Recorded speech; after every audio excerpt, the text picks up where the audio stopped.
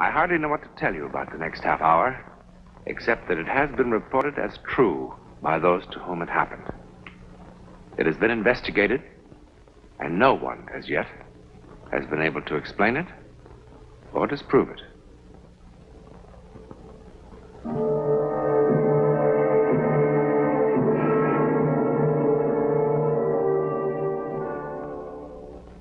Only a very few moments ago, this was the scene of a tense human drama, played for very high stakes indeed. A man's life. A jury has just determined that Paul Marlin did not murder his wife. Thus, a sensational murder trial comes to an end. But sometimes, the end is also the beginning. Perhaps if Paul Marlin could have known what lay ahead, he would have preferred being found guilty.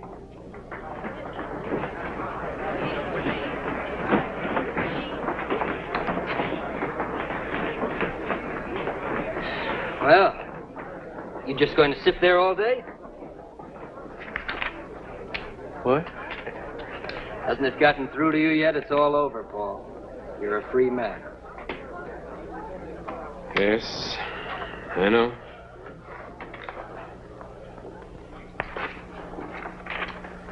Such enthusiasm. It's not that I expect thanks, Paul. Nobody who charges the kind of fees I do should expect gratitude, too. But I had an idea that you might at least feel relieved. Dan, I'm sorry. I'm just so bone-tired I can hardly feel anything. I didn't even remember to thank you. No, I am relieved, and I'm very grateful, too. You were just wonderful. I'm lucky I had you for my attorney. It's easy to be marvelous when your client is innocent.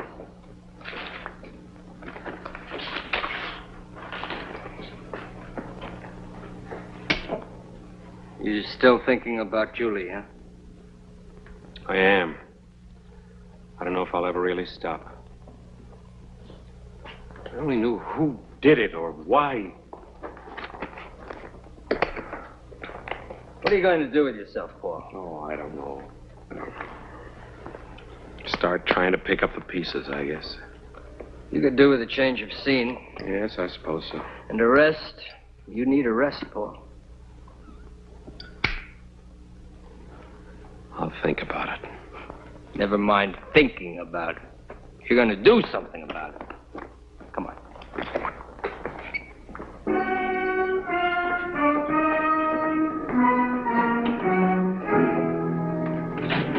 Hey, Martin. My paper would like to know how you feel about being let off. Being let off?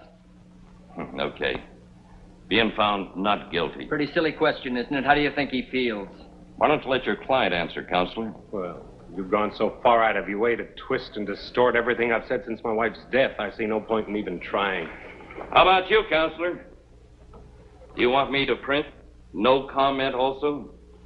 Or do you have anything to say about the very peculiar shortage of prosecution evidence and witnesses? Not even the district attorney can produce what doesn't exist, Ferris. Is that why the murdered woman's family wasn't even called to testify? Or did you and the DA decide they didn't belong at your private little trial? Now, look, Ferris.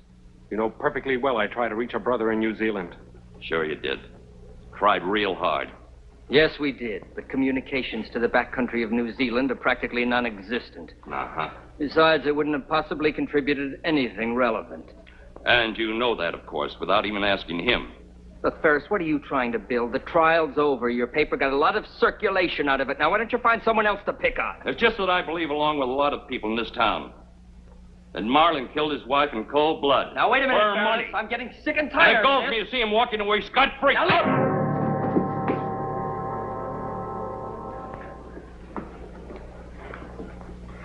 Thanks.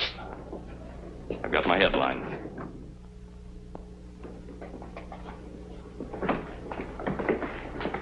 Paul, come on. I want to talk to you. I walked right into his trap. You know your nerves are on edge. All you needed was a push. Look, Dan. No, Wait I a want... minute, please. There's something I want to ask you. Now, the things he said about the trial, about the way it was handled. No. Now, you didn't... Paul, it's just as I told you. The DA's office jumped before they had anything much to go on. By the time they realized they had no real evidence against you, what with the papers beating the drums, getting people worked up, they were publicly committed. They had to go through the motions. All right, then why Ferris's personal vendetta with me? Well, he can't possibly believe that I killed Julie, can he? Oh, I doubt if he even cares, one way or the other. But he will go on needling you as long as it means good copy. And so will the rest of the press. Which is just what you want me to avoid. Mm-hmm. That's why all this talk about going away? Yes. You know, what Ferris said about some people in this town is true. People react emotionally, Paul. They react to cliches. Now, Julie was a lot older than you. You know that. She had a lot of money. And, well, people see too many plots in the movies. You know, they're affected by it. Now it'd be wise to give the town a chance to cool off. Yourself, you need a rest. And you can get a new perspective on things, come back with a fresh outlook. Get my lawyer's advice? No. It's your friend's advice, Paul.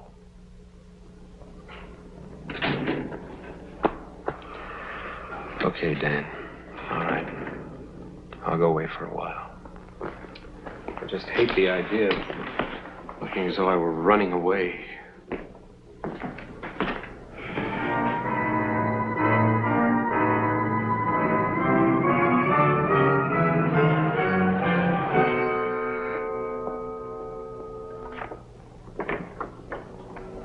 Mrs. Wyckoff? Yes, Hello. I'm Paul Marlowe. I recognize you, Mr. Marlowe. The hotel phoned. All I have left is a third-floor rear. I'm sure that'll be quite fine, thank you. Well, it'll have to be. This is our season. Yes, so I understand. I'm sure you'll be quite comfortable. Guess I'm lucky to get anything at all.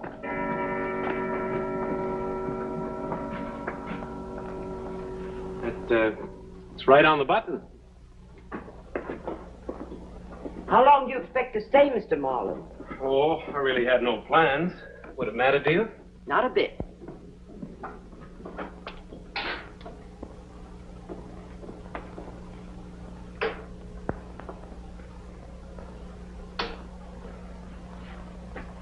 Well? Oh, yes, this will be fine. Thank you very much. That'll be $6 a night. Oh. When you leave, I'll have the trunks moved tomorrow. Well, they're no trouble.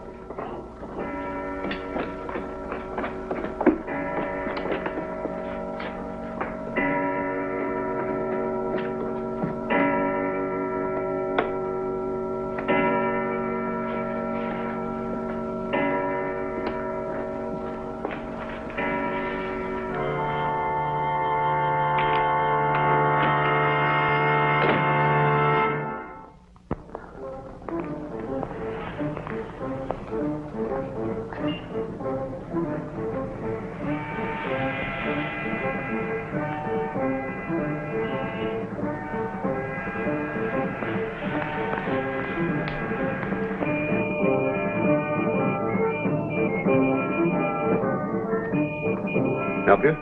Urban. Any particular? Anything.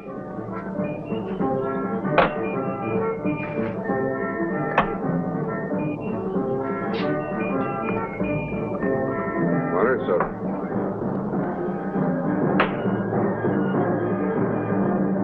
Another, please, a double.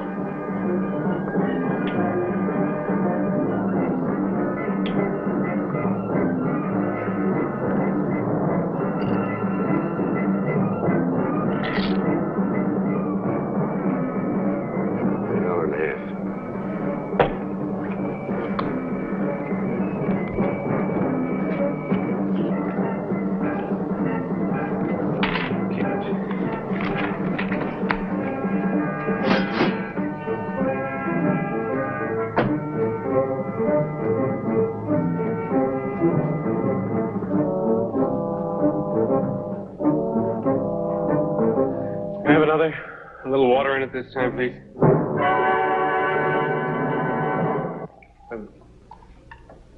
Bartender, tell me something. What do you think? What's your name? Joe.